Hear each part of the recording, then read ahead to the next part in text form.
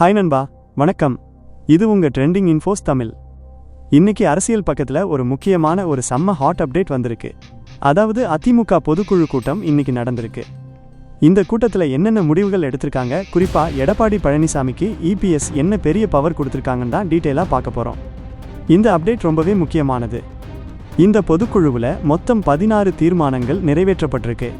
இதெல்லாம் கட்சி வழக்கமா எடுக்கிற தீர்மானங்கள் தான்.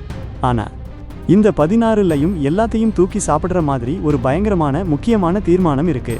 அது என்னன்னா, அடுத்து வர்ற எலெக்ஷன் இருக்கே, அதுக்கு யார் கூட கூட்டணி வைக்கணும், எந்தெந்த கட்சிகளை சேர்க்கணும், யாருக்கு எவ்வளவு சீட்டு கொடுக்கணும், இந்த மொத்த முடிவெடுக்கும் அதிகாரத்தையும் நம்ம இபிஎஸ் அண்ணன் கையில கொடுத்துட்டாங்க.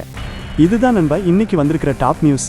அதாவது கட்சிக்குள்ள இபிஎஸோட அதிகாரம் இப்ப எந்த லெவல்ல இருக்குன்னு இது நல்லா தெளிவா காட்டுது.